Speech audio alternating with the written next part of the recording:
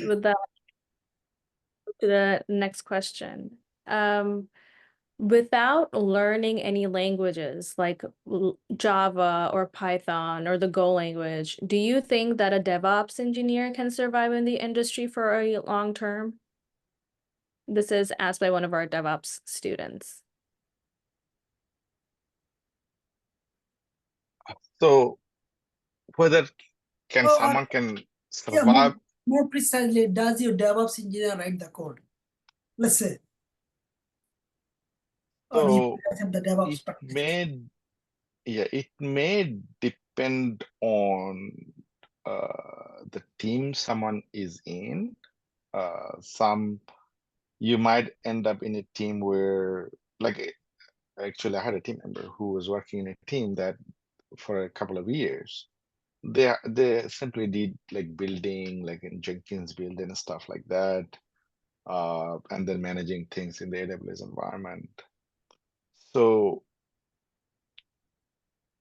can you survive a very long time? I think it's a hard question. I would say it would be extremely helpful to learn some level of scripting, especially Bash script and some Python. There are some of the scripting languages are important to understand and know some basic JSON, know some basic, for example, any JSON format example, some basic Bash scripting, some sort of some Python would be extremely helpful, or Golang. But you do not have to be a hardcore programmer that you have to write big programs for sure, but some scripting knowledge would be helpful to survive in the industry or to grow in the industry. And in fact, as I'm in the management for about a couple of years now. And I want to do hands-on scripting and all, and I used to do it, but I don't get a lot of chance anymore. So in my position, what is more important is to understand having the concept. When somebody is saying I'm stuck here, like I have to understand what that actually means, and I have to direct him or her where to look for a solution from being stuck, how to solve the problem, right? All I have to do is like, it's like this. I'm trying to go to DC from Richmond, but I have never been to DC in my life, and I have no clue. Versus, hey, I have been to DC before, I know the path. Hey, take 95, drive, take 95 or take GPS, for example. Hey, here is a GPS. Use this GPS, put your address and go to DC, right? So at least if I have the concept, it would be helpful. So that's again from a leadership perspective. From an engineering perspective, I would say AWS knowledge, or if you're working in Azure or Google Cloud knowledge would be very important and critical, I would say. And some level of scripting knowledge would be very helpful. Again, people may ask those questions, from a sense of a fear, like, hey, I do not know how to write a web programming language. I don't know what I'm going to do with it. No, you don't have to write programming language like that.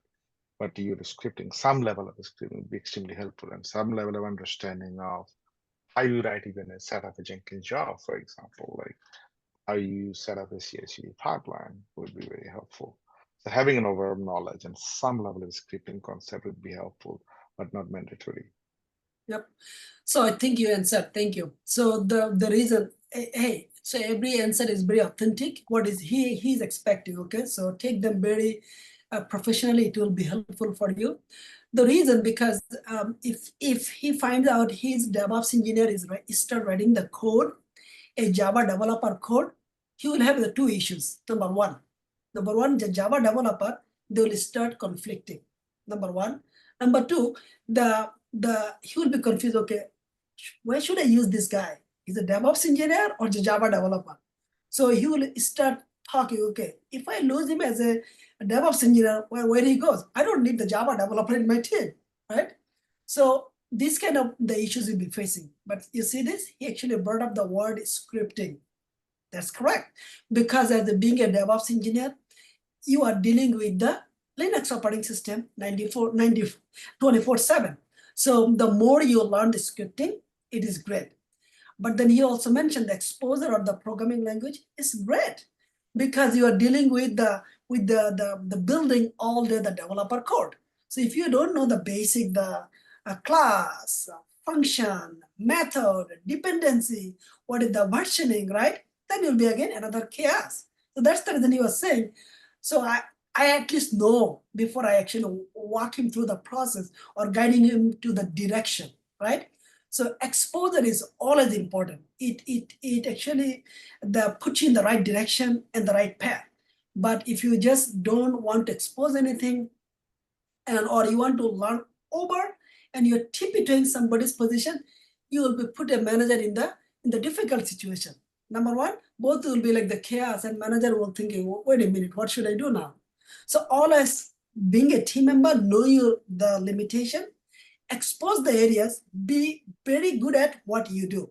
Expose other areas, but do not tip it to other people the areas. These are the things manager get into the trouble himself. He's thinking, both are my team member. Where should I go? So it's you as a team member, you set your direction and you set your limit when to expose, when to become the best, and when to actually collaborate. So it is all about you. But the learning, being a DevOps engineer, learning the scripting is really essential and for your day-to-day job.